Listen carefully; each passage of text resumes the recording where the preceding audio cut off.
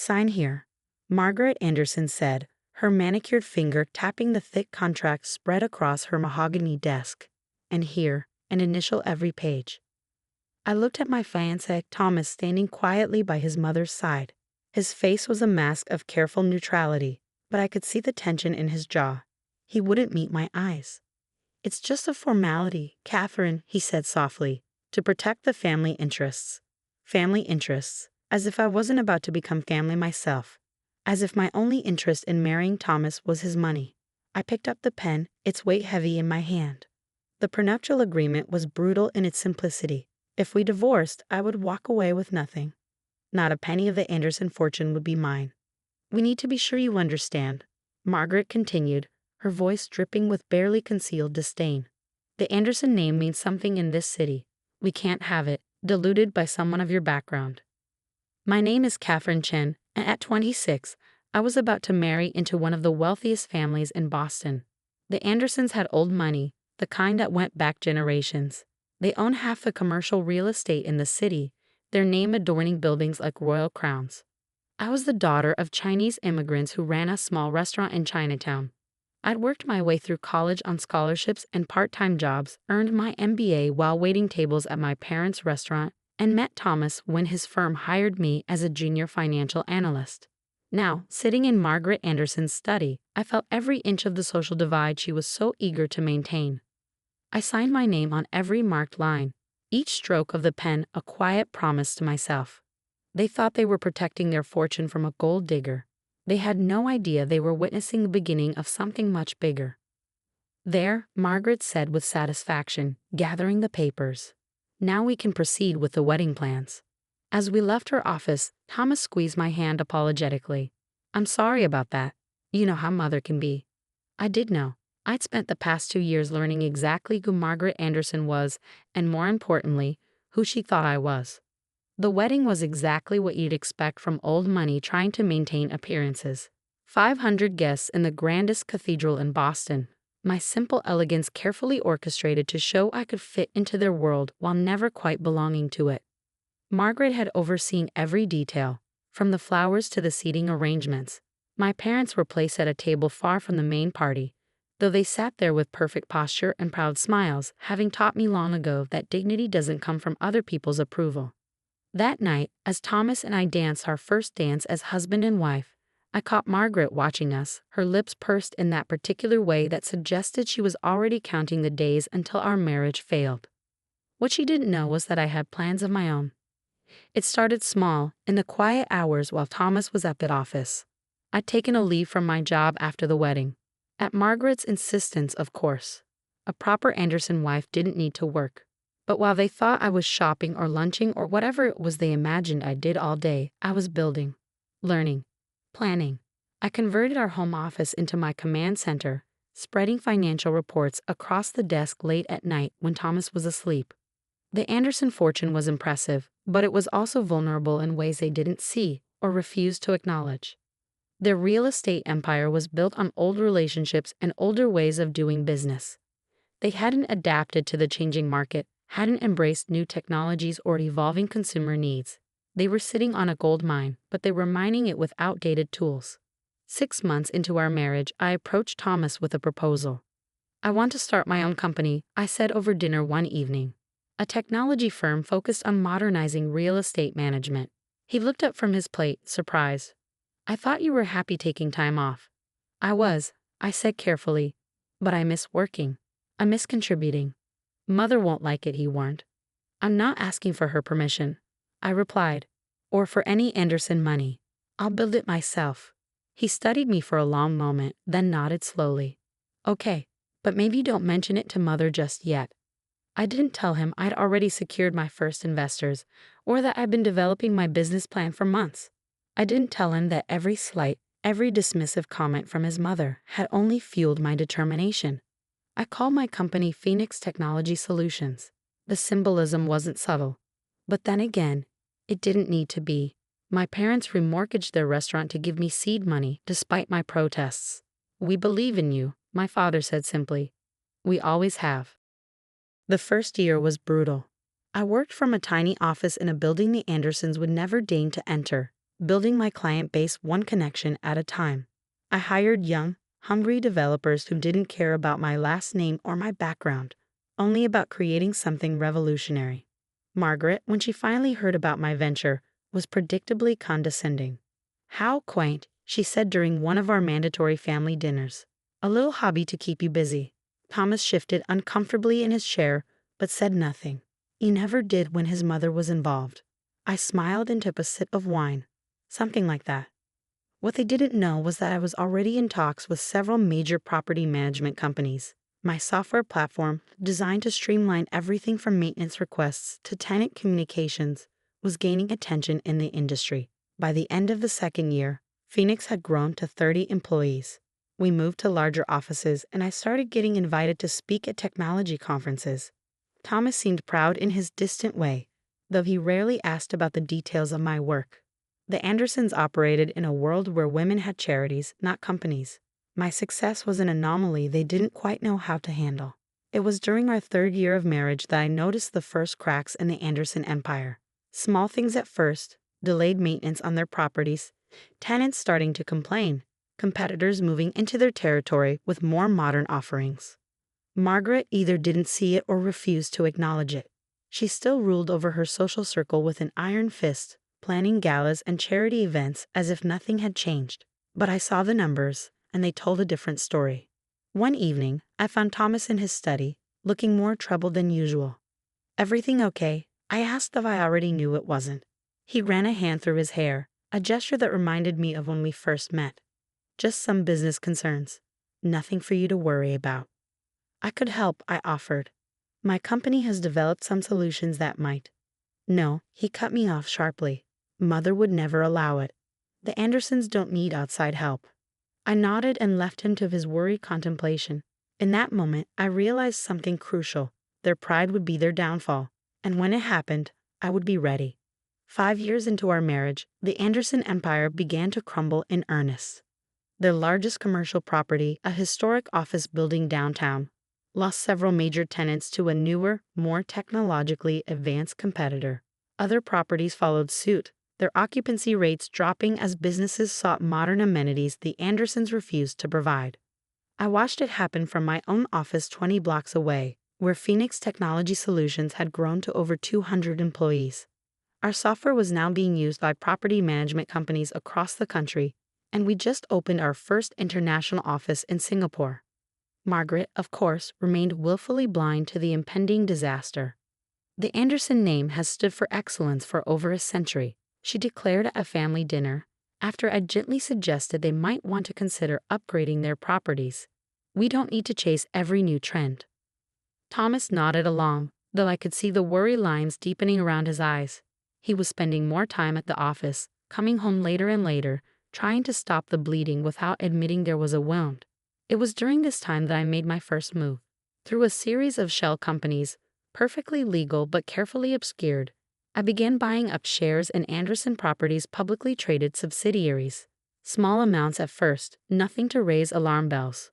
One evening, as I was working late at my office, my assistant Rachel buzzed through. "Mrs. Anderson is here to see you." For a moment, I thought she meant Margaret, but when the door opened, it was my father-in-law's sister, Eleanor Anderson, who walked in. Eleanor had always been different from the rest of the family. She'd married a professor instead of old money, lived in a modest townhouse instead of a mansion, and had never quite fit into Margaret's carefully curated social circle. "Katherine," she said, settling into the chair across from my desk, "we need to talk about what's happening to the company." I raised an eyebrow. "The Anderson Company?" She nodded grimly. "My brother won't admit it. Margaret's in denial. And Thomas," she sighed. "Thomas is too afraid of his mother to do what needs to be done. But I've been watching you, Katherine. I've seen what you've built here." "What exactly are you suggesting?" I asked carefully. "I'm suggesting," Eleanor leaned forward, "that you might be the only person who can save the Anderson legacy, whether they like it or not." Eleanor had been quietly tracking the company's decline, just as I had. She had substantial shares in the business, inherited from her grandmother, who had believed women should have their own money, and she was prepared to work with me. "They'll fight you," she warned as she prepared to leave. "Margaret will see it as the ultimate betrayal." I smiled. Margaret has seen everything I do as a betrayal since the day I married Thomas. At least this time, I'll deserve it. The next few months were a careful dance of acquisition and strategy. Eleanor and I worked together, gathering allies among the shareholders who had grown increasingly concerned about the company's direction. Meanwhile, at home, things were growing tenser. Thomas was barely sleeping, though he still refused to discuss business with me. Margaret had taken to making pointed comments about how some marriages couldn't withstand financial stress. The irony of her words wasn't lost on me. Then came the day everything changed. I was in a board meeting at Phoenix when Thomas called, his voice shaking. "Can you come home?" he asked. "Now? It's important." I found him in our living room, surrounded by papers, looking shell-shocked. "We're losing everything," he said as I sat beside him. "The bank, they're calling in loans. Properties are underwater. Mother's been taking money from the pension fund to cover losses, and now it's all falling apart," I finished for him. He looked at me, really looked at me for what felt like the first time in years. "I don't know what to do, Kate. Mother won't listen to reason, the board is in chaos, and we're weeks away from complete collapse." I took his hand, feeling the slight tremor in his fingers. "What if I told you I might have a solution?" His eyes narrowed. "What kind of solution?" "The kind that would save the company," I said carefully, "but would require some significant changes in how things are run." "And who runs them?" "Mother will never accept outside help," he started, but I cut him off. "It won't be outside help, Thomas. Not exactly." I pulled out my laptop and showed him the evidence of what Eleanor and I had been building. The share acquisitions, the modernization plans, the strategy to save Anderson Properties by bringing it into the 21st century. He stared at the screen, his face cycling through confusion, disbelief, and finally something like awe. "You did all this?" he whispered. While you were following your mother's path to destruction?" "Yes." I closed the laptop. "The question is, Thomas, are you ready to follow a different path?" He was quiet for a long moment, and I could see him wrestling with everything he'd been taught to believe about family, about business, about me. Finally, he looked up, his eyes clear for the first time in months. "What do you need me to do?" The Anderson Properties emergency board meeting was called for 9 a.m. on a Monday. I sat quietly in the back of the room, watching Margaret hold court at the head of the table, her perfect posture at odds with the desperation in her eyes. "We simply need to weather this temporary setback," she was saying, her voice brittle with false confidence. "The Anderson name has survived worse." "The Anderson name won't mean much in bankruptcy," Eleanor spoke up from her seat. "We need to face reality, Margaret. The company needs new leadership." Margaret's eyes flashed. "How dare you? This company has been in our family for generations. We know how to run it into the ground." I stood up, drawing every eye in the room. "Is that what you know how to do?" "You," Margaret hissed, "have no place in this meeting. This is family business." "Actually," I said, pulling out a folder and walking to the front of the room, "I have every right to be here. As the majority shareholder of Anderson Properties, I think I have quite a lot to say about its future." The room erupted in chaos. Margaret's face went from red to white, her hands gripping the table's edge. Thomas, seated to her right, remained silent but gave me a slight nod. "This is impossible," Margaret sputtered. "You can't be. We have protections in place." "The prenup?" I smiled. "Oh, that's still valid. But it only prevents me from claiming Anderson assets in a divorce. It says nothing about my right to purchase shares on the open market, shares that your mismanagement has driven to record lows." Eleanor stood up, moving to stand beside me. "Katherine and I have developed a comprehensive plan to save this company, one that will bring Anderson Properties into the modern era while preserving its legacy." "A legacy you've nearly destroyed," I added, meeting Margaret's stunned gaze. "Your refusal to adapt, to change with the times, has brought us to the brink of collapse. But it's not too late to save what your ancestors built." I laid out our plan. A complete modernization of all Anderson Properties using Phoenix Technology Solutions software and systems. A restructuring of management with a new board comprised of both family members and outside experts. And most importantly, a new CEO. "You?" Margaret laughed, but it was a hollow sound. "You think you can run this company?" "I already run a successful company," I replied calmly. "One that's growing while yours crumbles. The question isn't whether I can run Anderson Properties. The question is whether you're willing to swallow your pride and let me save it." The vote was swift and decisive. With Eleanor's shares, my controlled interests, and the support of board members who'd watched in horror as their investments withered, we had more than enough power to enact change. Margaret stormed out before the final tally was announced, her heels clicking against the marble floors like angry punctuation marks. Thomas followed her, but paused at the door. "I should go talk to her," he said quietly. I nodded. "Go, but remember what we discussed. No more enabling her destructive behavior." Over the next year, Anderson Properties underwent a transformation. We upgraded every building with state-of-the-art systems, retrained staff, and rebuilt relationships with tenants. The merger with Phoenix Technology Solutions created a powerhouse in the real estate technology sector. Margaret refused to speak to me for months, but I often caught her reading the business papers that celebrated the company's turnaround. The Anderson Revival, they called it, praising the modernization that had saved a century-old institution. It was at the company's annual Christmas party, now held in our flagship property's newly renovated event space, that she finally approached me. "You've changed everything," she said, looking around at the crowded room where tech entrepreneurs mingled with old money. "I saved everything," I corrected her. "The Anderson name is stronger than ever." She was quiet for a moment, swirling her champagne. "When you married Thomas, I thought you would destroy our family's legacy. I never imagined that I would be the one to preserve it." I finished for her.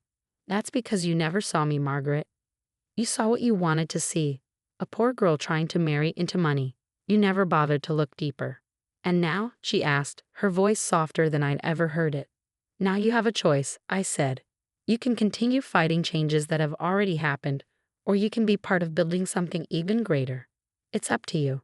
She nodded slowly, then did something I'd never seen before. She smiled at me genuinely. "Well then, perhaps it's time I learned about this technology of yours." That night, as Thomas and I drove home, he took my hand across the console.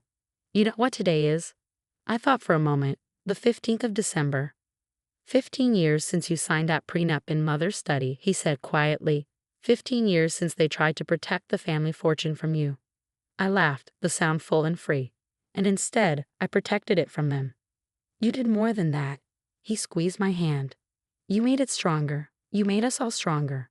As we pulled into our driveway, I thought about that young woman who'd signed away her rights to the Anderson fortune all those years ago. They thought they were putting me in my place, never realizing they were giving me the freedom to create something far more valuable than what they were protecting. The next morning, I arrived early at my office, still in the Anderson building, but now with my name on the door alongside the family crest. On my desk was an envelope addressed to me in Margaret's distinctive handwriting. Inside was the original prenup, torn in half, with a note that read, "Some contracts outlive their purpose. Welcome to the family, officially this time." I smiled and dropped the torn paper into my shredder. I didn't need their acceptance anymore, but it was nice to have it anyway. I had built my own legacy on my own terms and proven that the best revenge isn't just success. It's success so complete that your enemies become your allies. The Anderson name would continue, but it would carry my imprint now. Not bad for a girl they thought wasn't worthy of their fortune.